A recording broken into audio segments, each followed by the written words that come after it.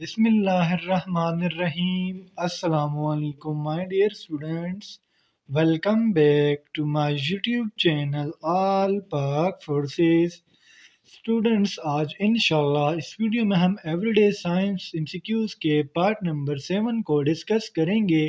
तो आप लोगों ने वीडियो के साथ एंड तक जुड़े रहना है और वीडियो को कहीं से भी स्किप नहीं करना। तो चलें एमसीक्यूज को बिना किसी फर्दर एक्सप्लेनेशन के स्टार्ट करते हैं। Let's go.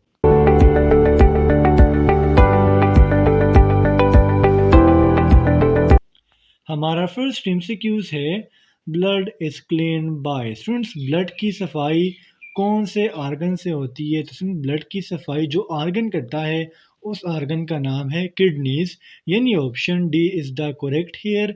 अब स्टूडेंट्स, हमें किडनी के बारे में थोड़ी सी इंफॉर्मेशन होनी चाहिए कि किडनी है क्या। तो स्टूडेंट्स, बेसिकली जो किडनीज है ये हमारे पास बीन शेप्ड है, टू होते हैं हमारे बॉडी में, बैक साइड पर प्रेजेंट होते हैं और इनका जो कलर होता है ब्राउन इनका कलर होता है। और इनका अभी मैंने फंक्शन भी बता दिया कि करते क्या, ब्लड की फिल्ट्रेशन करता है और उससे वेस्ट प्रोडक्ट को उसके रिमूव करता है। और जो वेस्ट प्रोडक्ट्स है ये कौन कौन से हैं? तो वेस्ट प्रोडक्ट्स में जो फर्स्ट वेस्ट प्रोडक्ट है वो है हाइड्रोजन, उसके बाद आ जाता है क्रिटेनिन और अदर जितने भी वेस्ट प्रोडक्ट्स होते हैं वो ब्लड में प्रेजेंट होते हैं। तो किडनीज का काम होता है ब्लड को फिल्टर करना। और फ्रेंड्स, ये जो फिल्ट्रेशन है ब्लड की, ये क्यों ज़रूरी है? तो फ्रेंड्स, अगर खुद सोचिए, अगर ब्लड में हाइड्रोजन आयन ज़्यादा हो गए तो उससे एसिडिटी ज़्यादा होगी और जब एसिडिटी ज़्यादा होगी तो उससे इंसान की डेथ भी काज हो सकती है। एमसीक्यूज नंबर 2 है हमारा, the position of an element in the periodic table is determined by it's number. Students, अगर हमने पीरियोडिक टेबल में एक एलिमेंट को डिटरमाइन करना हो तो उसके लिए बेसिकली इलेक्ट्रॉन ज़रूरी होते हैं, ठीक है। The position of an element in the periodic table is determined by its electron number, यानी option A is the correct here. अब स्टूडेंट्स, इलेक्ट्रॉन है क्या? इलेक्ट्रॉन हमारे पास स्टूडेंट्स एक स्मॉलेस्ट पार्टिकल है जिस पर होता है नेगेटिव चार्ज। और अगर हम इसकी मैस की बात करें तो इसका मैस होता है 9.10 मल्टीप्लाई बाय 10⁻⁻31, ये इसका मैस होता है। एमसीक्यूज नंबर 3 है हमारा, the salinity of sea water is determined by the amount of common salt in blank of sea water. तो स्टूडेंट्स, इधर हमारा जो करेक्ट ऑप्शन है स्टूडेंट्स, में बेसिकली समझाने वाली कोई चीज़ नहीं है तो इसलिए मैं नहीं समझा रहा हूँ। तो हम कहेंगे the salinity of sea water is determined by the amount of common salt in 1 kg of sea water, यानी option B is the correct here. MCQs number 4 है हमारा, the planet which is easily visible from the earth is. Students, वो planet जो easily ज़मीन से देखी जा सकती है उस प्लेनेट का नाम क्या है? तो स्टूडेंट्स, उस प्लेनेट का नाम है वेनस, यानी option C is the correct here. अब स्टूडेंट्स, हमें वेनस के बारे में भी थोड़ा सा इंफॉर्मेशन होना चाहिए कि वेनस है क्या। स्टूडेंट्स, वेनस बेसिकली ये सोलर सिस्टम में सन से दूसरा प्लेनेट है, ठीक है। और स्टूडेंट्स, इसके लिए एक कॉमन वर्ड यूज़ किया जाता है कि इसको हम अर्थ सिस्टर भी कहते हैं या ट्विन्स प्लेनेट भी कहते हैं। अगर हम इसकी वॉल्यूम की बात करें तो इसका वॉल्यूम है 9.2843 मल्टीप्लाई बाय 10⁻11 km³ और स्टूडेंट्स, अगर हम इसकी मेस की बात करें तो इसका मेस है 9.8675 multiply by 10⁻24 kg। MCQs number 5 है हमारा, the great spot is on the planet. Student, great spot कौन से प्लेनेट पर है? तो स्टूडेंट्स, ग्रेट स्पॉट जो है जुपिटर पर है, यानी option C is the correct here. Students, जो ग्रेट स्पॉट है ये जुपिटर पर क्यों बना? स्टूडेंट्स, ये जो स्पॉट है बेसिकली ये रेड कलर में है, ठीक है। और ये जो स्पॉट बना है जुपिटर में बेसिकली हाई एटमॉस्फेरिक प्रेशर की वजह से, जुपिटर में जो एटमॉस्फेरिक प्रेशर है वो बहुत ज़्यादा हाई है जिसकी वजह से जुपिटर पर रेड स्पॉट बना है, ठीक है।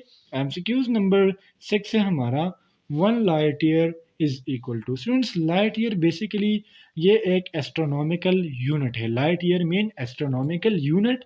1 लाइट ईयर बराबर होता है कि एक साल में लाइट ने कितना फासला ट्रेवल किया, तो इसको हम कहते हैं लाइट ईयर। असल जो लाइट ईयर है ये बराबर होता है 9.5 multiply by 10⁻12 kilometre. MCQs number 7 है हमारा, the body God of the earth is blank that save the earth from many comets and asteroids. Students, first of all हमें कॉमेट्स और ईस्टराइड्स का पता होना चाहिए कि कॉमेट्स क्या है और ईस्टराइड्स क्या है। तो स्टूडेंट्स बेसिकली जो कॉमेट्स है ये बने होते हैं आइस से, ठीक है, और डस्ट पार्टिकल से, जबकि अगर हम एस्टेरॉइड्स की बात करें तो ये रॉक से बने होते हैं, इसलिए हम कहते हैं रॉकी मटेरियल से ये। अस्टेंट से जो अर्थ को प्रोटेक्ट जो प्लेनेट करता है उस प्लेनेट का नाम है जुपिटर, यानी option C is the correct here. इसलिए तो जुपिटर को अर्थ का बॉडीगार्ड कहते हैं क्योंकि ये प्रोटेक्ट करता है अर्थ को कॉमेट्स से और एस्टेरॉइड से। एमसीक्यूज नंबर 8 है हमारा, the planet visible to us without using a telescope are. Students solar system में टोटल 8 प्लैनेट्स है और उसमें 5 प्लैनेट्स ऐसे हैं जो हमारे लिए विजिबल है, यानी option A is the correct here. इसमें से जो 5 प्लैनेट्स है इसमें फर्स्ट नंबर पर आ जाता है मरकरी, सेकंड पर आ जाता है वीनस, थर्ड पे आ जाता है मार्स, फोर्थ पे आ जाता है जुपिटर एंड फिफ्थ पे आ जाता है सैटर्न। एमसीक्यूज नंबर 9 है हमारा, according to big bang theory the universe begins about blank billion years ago. First of all हमें बिग बैंग थ्योरी का पता होना चाहिए कि बिग बैंग थ्योरी है क्या। Students big bang theory basically ये about the creation of universe है, ठीक है, कि यूनिवर्स किस तरह वजूद में आई। बेसिकली स्टूडेंट्स इस थ्योरी के मुताबिक पहले जो ज़मीन थी ये एक डॉट था, ठीक है, फिर इसमें ब्लास्ट हुआ और ब्लास्ट से ये पूरा कायनात जो है वजूद में आया। तो बेसिकली ये बिग बैंग थ्योरी का स्टेटमेंट है और बिग बैंग थ्योरी के मुताबिक यूनिवर्स बिगिन हुआ है, स्टार्ट हुआ है 20 से लेके 20 बिलियंस ईयर अगो, यानी option C is the correct here. MCQs number 10 है हमारा, biosensor is use to measure. Students basically biosensor जो है ये यूज़ किया जाता है for the presence of substance, कौन सा सब्सटेंस प्रेजेंट है। तो इधर हम कहेंगे for blood glucose level use किया जाता है बायो सेंसर को। स्टूडेंट्स अगर हम इसकी डिस्कवरी पर जाए तो बेसिकली ये फर्स्ट टाइम डिस्कवर हुआ था 1956 में for the detection of oxygen, और इसको डिस्कवर किया था लीलैंड सी क्लार्क ने। तो स्टूडेंट्स ये थे आज के हमारे एवरीडे साइंस के एमसीक्यूज़। उम्मीद करता हूँ आपको इन एमसीक्यूज़ की समझ आ गई होगी, और अगर फिर भी आपको कोई कन्फ्यूजन हो, कोई डाउट हो तो आप मुझसे कमेंट सेक्शन में पूछ सकते हो। इंशाल्लाह अगले वीडियो में मिलते हैं, तब तक के लिए मुझे इजाज़त दीजिए। मुझे अपने दुआ में याद रखिए। अल्लाह हाफिज़।